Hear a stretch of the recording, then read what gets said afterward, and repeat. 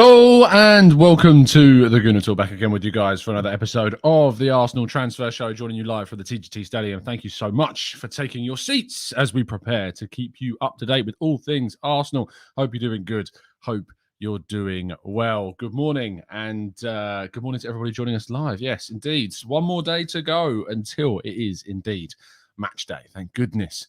It's come around a lot quicker than it felt. To be honest, yeah, it's Friday. It's a good feeling to be Friday, but the main focus is on football returning this weekend.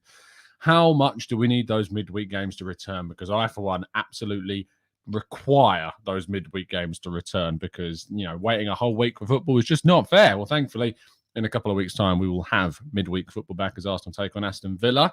But more about that a little bit later on. Matt G, good morning to you. Poll question: do you think Aubameyang has watched All or Nothing? Good question. I'll be interested to see what you guys think as well. Good morning to Carl, to Liam. Carl, sorry, mate. You still weren't quite first.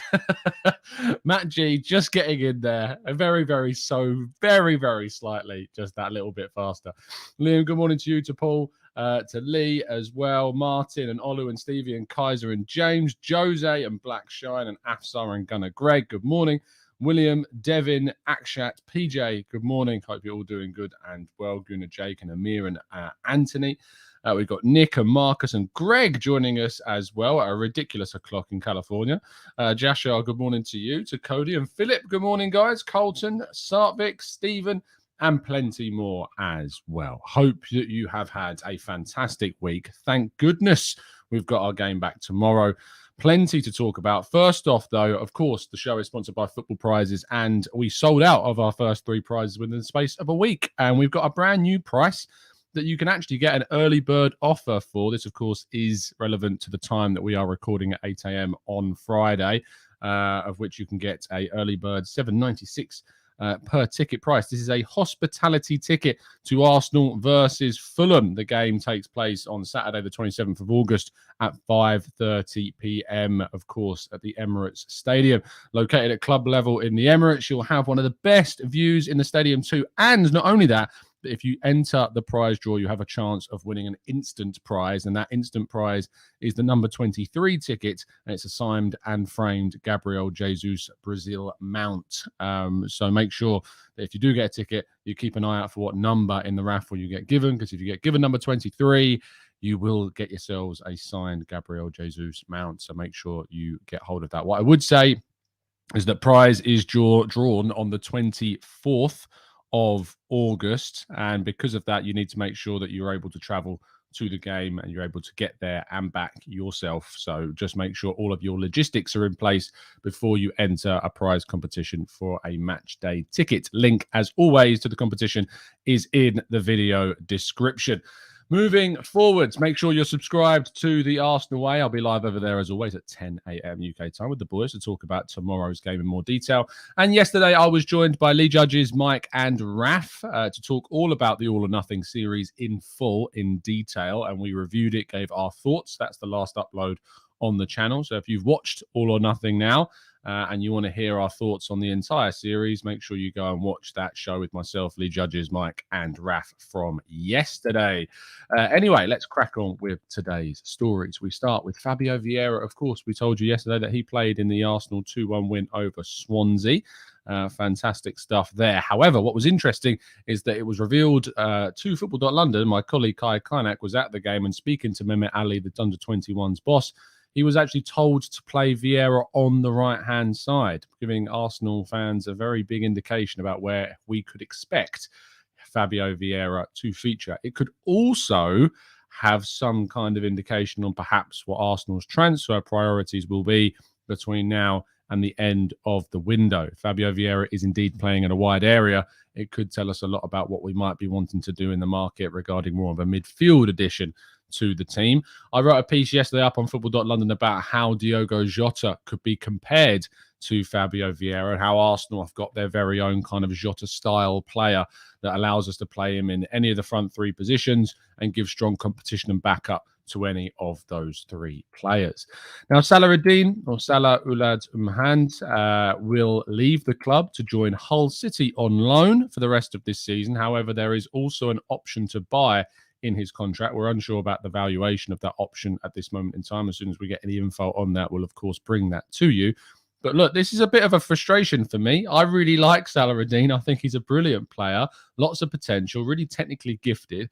The issue, of course, for him is there just isn't really a pathway into the Arsenal first team for a midfielder right now. Charlie Patino is ahead of him. Miguel Aziz is probably still ahead of him.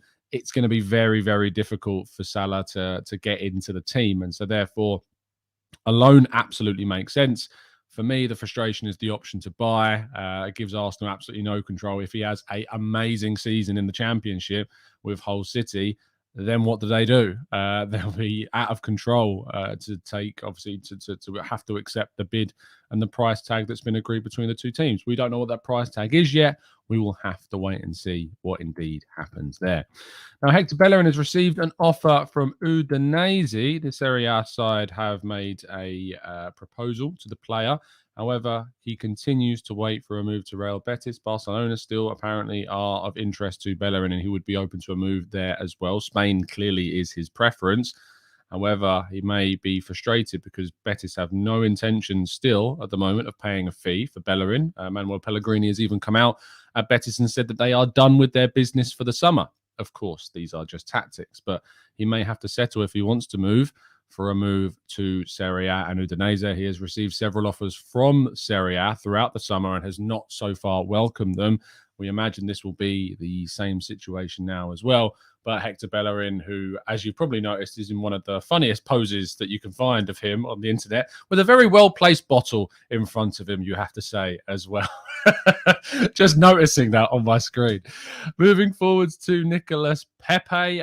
RMC Sport, one of the more reliable French outlets, have also doubled down on reports that Nice remain interested in taking Nicolas Pepe on loan. And also that Nice are that team that would be very open to doing it. And Arsenal are very open to the idea of accepting a loan move for Nicolas Pepe. They see this as an opportunity to get him more regular minutes so that in the summer of 2023, they will perhaps be in a much better position to get a better fee for him. Nicolas Pepe has struggled. We know that. He hasn't been given arguably enough chances, really. But to be fair, when he has been given chances, they haven't always been taken. You know, the Wolves game is a bit of an anomaly across last season, unfortunately, for Pepe. He just has not been able to cut it. And Arsenal, frankly, should be looking to try and get someone better to compete with the likes of Bukayo Saka. Is Fabio Vieira already that guy? Potentially. Will it be someone we're looking to sign?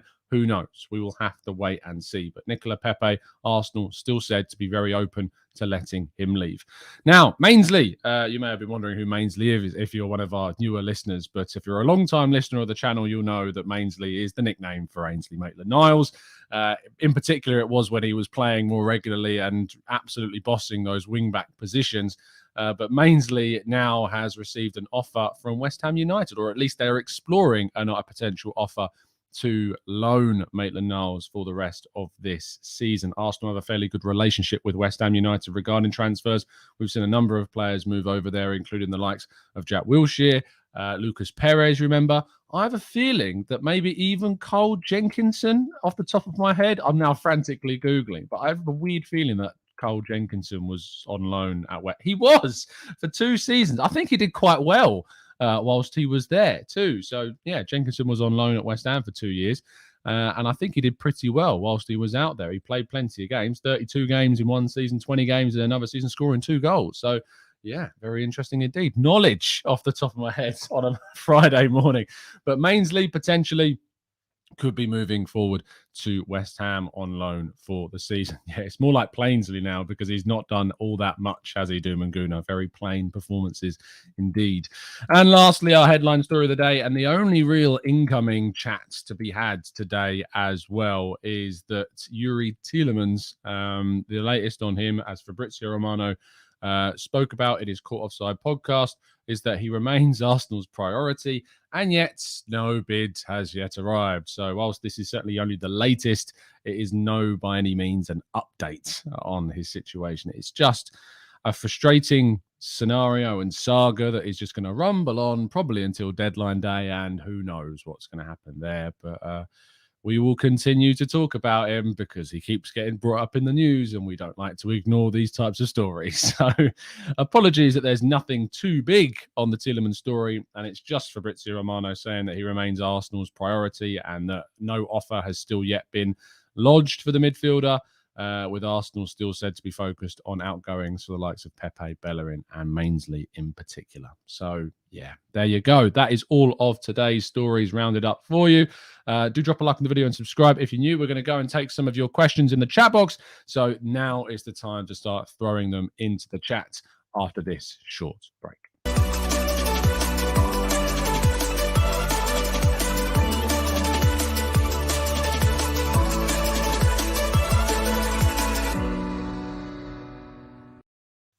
All right, then, as I said at the start of the show today, as always, we're sponsored by Football Prizes, and the prize this week is a hospitality ticket sitting in club level to watch Arsenal against Fulham on the 27th of August. Prize draw is on the 24th, so make sure that your logistics are in measure before you enter the competition. Read terms and conditions always.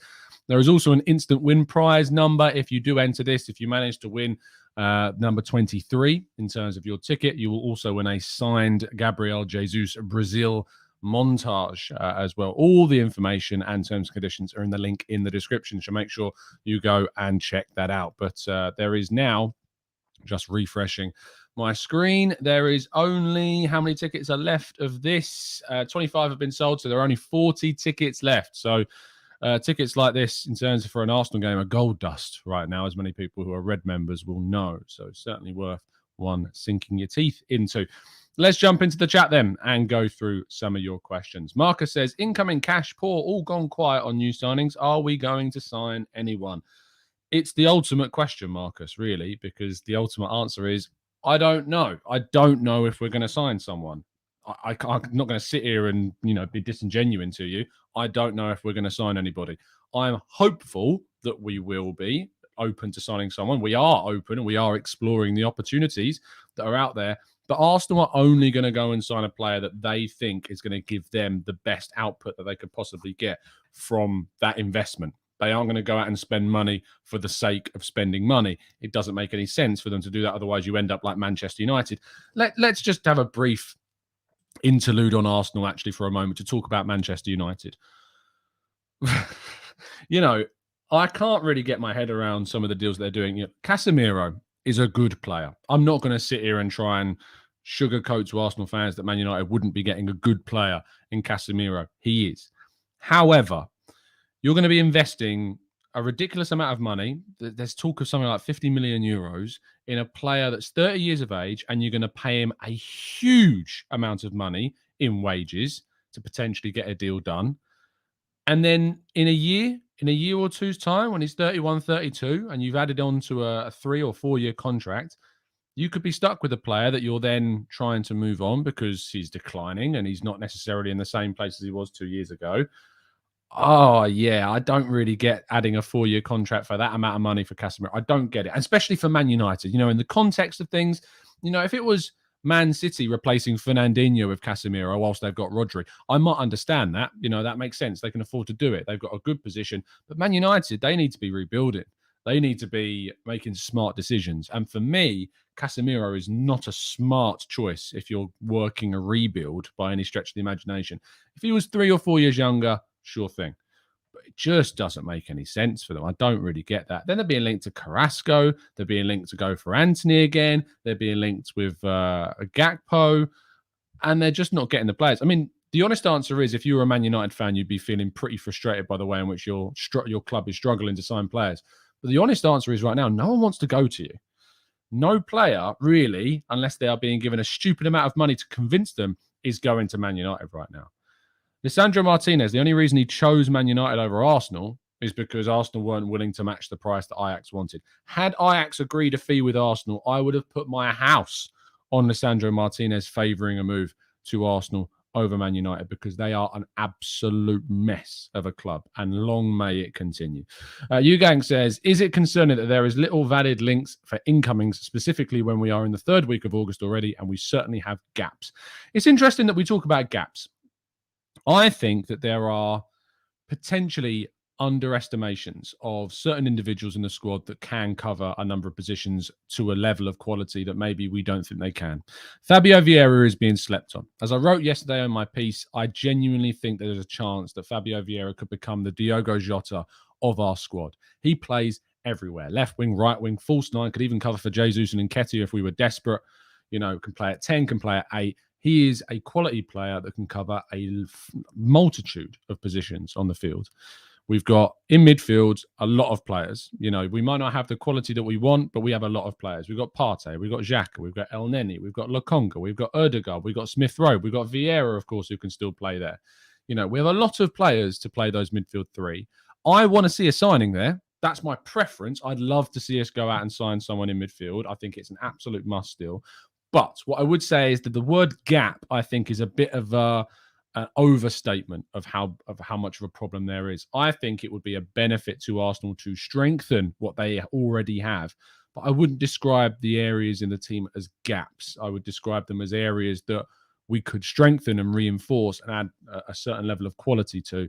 But I think maybe we were underestimating the existing players already in the team. Hassad Dogain says, morning, Tom. Any updates on the mystery winger? No, there isn't any, I'm afraid. Aidan says, if we are still in the market for our wide forward, how do you feel about Dani Olmo? Not really a wide forward. I know he can play in wide areas. He's a little bit like Yeremy Pino, I suppose, in the sense that he's more of kind of a wide player that's got a midfield ilk to them. Santi Cazorla, when he played in a wide area for Villarreal, again, kind of similar. I think that's more what Dani Olmo is. I wouldn't describe him as a wide forward. I like him. If we're bringing in an attacking midfielder, Dani Olmo would certainly on my list of players that I would go for.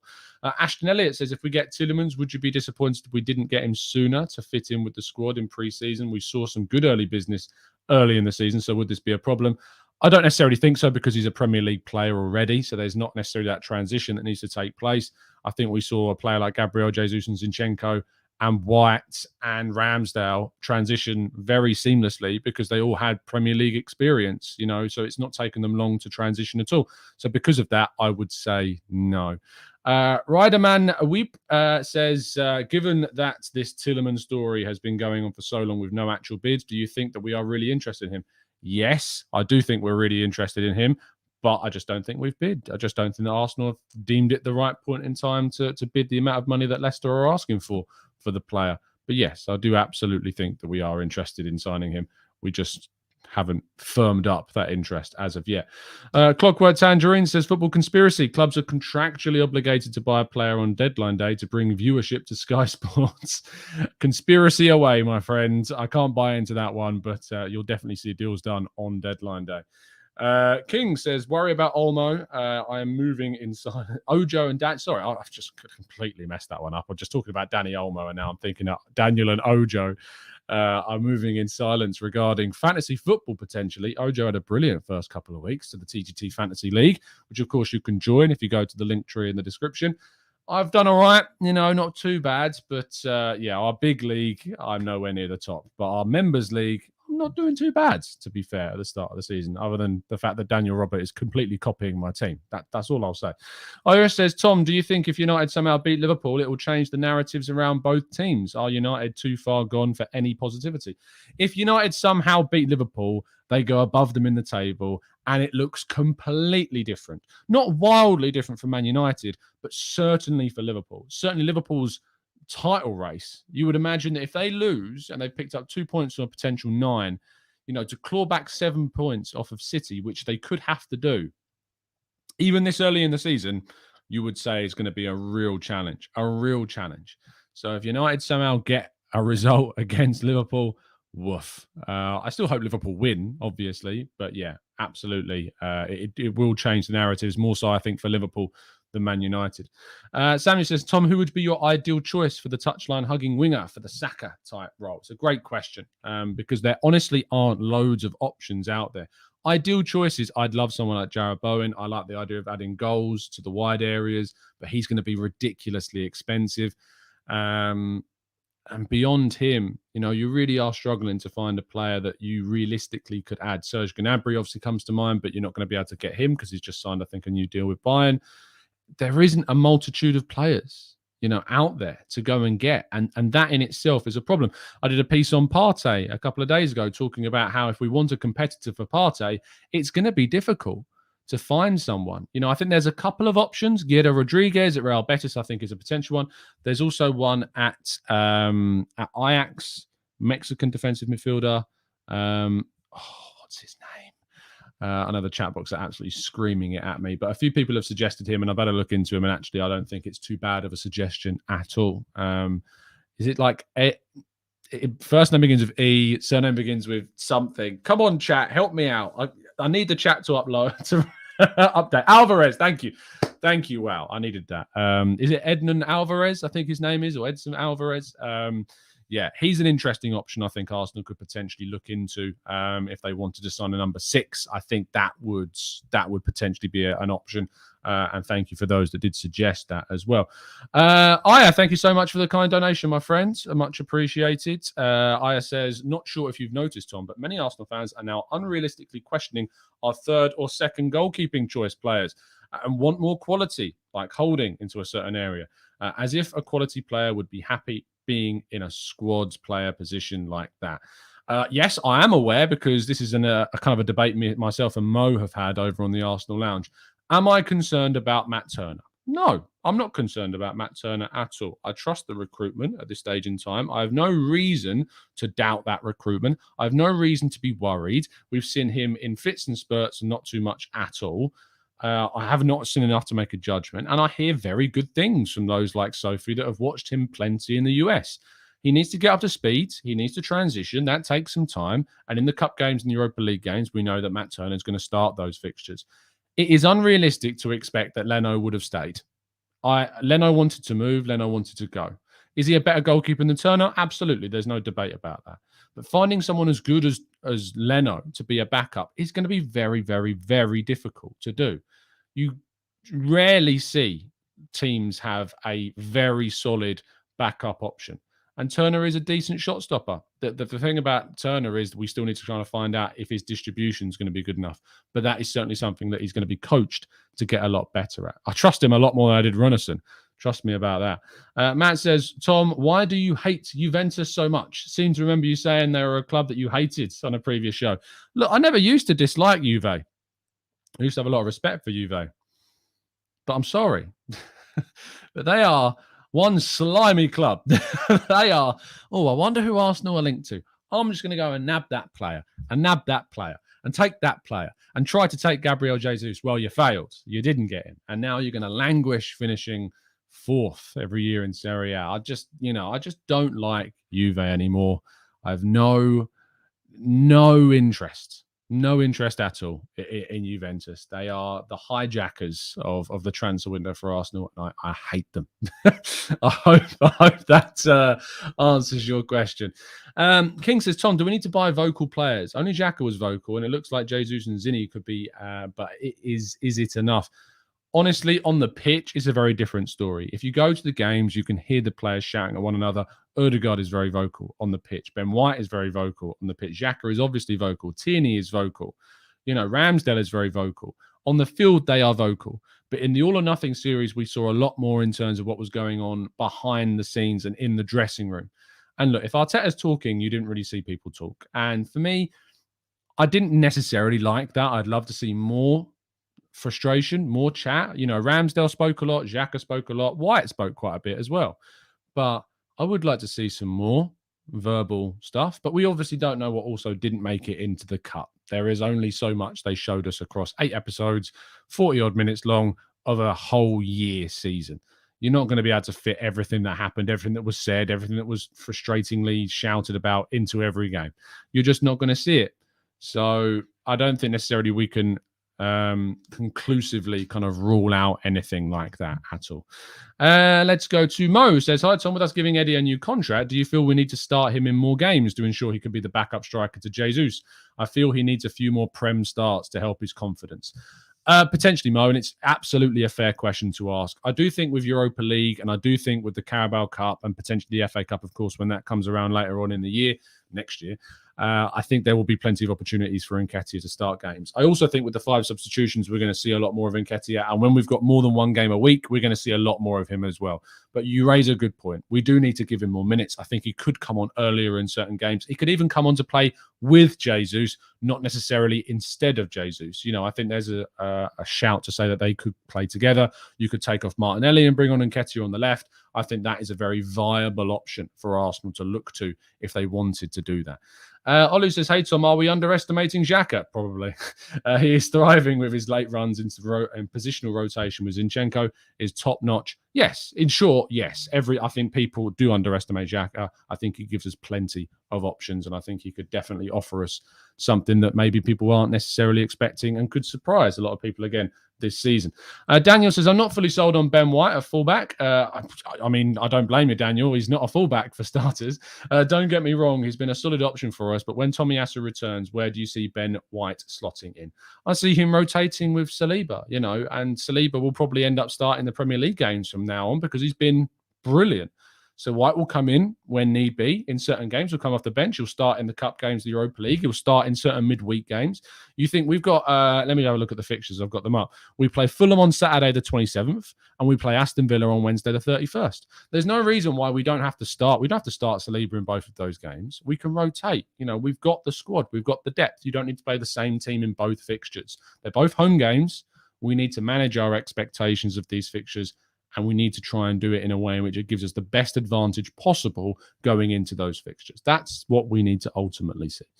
Let's go to Io says, how is Vlahovic doing? He's scoring goals, but honestly, Sophie was out there in the US watching Juve a lot and wasn't impressed by him at all. That was pre-season. But yeah, I don't particularly know how he's got on at the start of this season. Let's have a quick check of Juve's fixtures. Serie A has started, right? I'm sure it has. Yeah, they played one game and he scored twice. One of them was a penalty. So, he's scoring goals. So the season starts, looks quite good. But I wouldn't swap him for Jesus. Not a chance.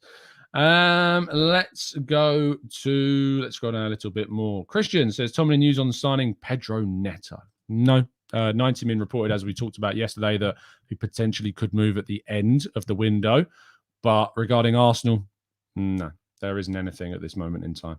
Lynn says, for me, the fans love the players, but this was the show in terms of all or nothing. The fans are manager and prove that he is the right man. I think there's a lot of people... there is a lot of people that I think went into that series that didn't particularly like the manager, that got out what they were wanting to get out of it, which was to criticize, which was to make fun of, which was to undermine what was going on. If you went into the series as a big fan of Arteta, you probably came out of the series going, wow, what an interesting character. I love his passion. I love his commitment. I love the fact that he reacts in certain games like he does with anger and wants the best for the club and has that clear Arsenal kind of mindset that we have to win every game. The ambition is not top 4. The ambition is to try and get to where we want to be, which is winning trophies again and get back to the top. That's clearly the man's mentality. So I think you get out of it what you put in. And if you go into the series with doubts, you'll come out of it with doubts. If you go into it thinking that Arteta is brilliant, you'll come out probably thinking he's more brilliant than you already did. I came out of it enjoying it in certain moments. I came out of it with criticisms. I came out of it with still doubts, because I have my doubts still about Arteta, about whether he is the right guy to take us back to the Premier League title challenging Arsenal. I want him to be, because it obviously means that we've got the coach right now that's going to take us there. But I think what you will get out of it is what you put in. Let's go to Charlie says, I think we need a big man still and up front. Yeah, look, I think that there has been a huge, big kind of emphasis on Arsenal needing a big, tall striker. But I think what we've seen from the first 2 games is that a big, tall striker isn't necessarily going to benefit us with the way that we play. The style of play from Arsenal in the first 2 games has been intricate. It's been on the floor. It hasn't been with too much crossing. We do put the odd ball into the box. And in fairness, we scored from one of them against Leicester with Ben White's ball into the box that eventually fell to Xhaka. And he scored. But I don't think, especially without Tierney regularly in the team, that you're going to see a lot of crosses, a lot of long balls, a lot of, chipped passes. And the way Gabriel Jesus plays, it's very beneficial to that style of on the floor, quick passing, intricate play, movement, all of that. I think Jesus suits that. I don't think necessarily we benefit right now from a tall forward, but there might be points throughout the season in which we're drawing or we're losing by 1 goal in the final 5 minutes of a game, and we could benefit from having a big, tall lump up top. The question is, who are you going to bring in and convince that their role is going to be that? I don't know, is the honest answer. I'm not sure who would do that or why they would do that or how much it's going to cost us or what type of investment it's going to be. There are a lot of questions about that. So, yeah, there you go. Let's go to Matthew says, Sam Lowe, can't we do a separate deal that says if Alba sold for X amount, we get a fee? What did Sam Lowe say? I think you can do that if he is a free but only a sale. I think we're talking about Aubameyang here. Where's the original question? Just on the Aubameyang thing, I expect, and this is just a prediction using the lack of telepathy I have, that you will see criticism of Arsenal because Chelsea might end up paying 22 odd million quid for Aubameyang. Now, what you need to remember is that this is a very different scenario than it was 6 months ago. Apparently the mic's gone weird. 2 seconds. Why is the mic gone weird?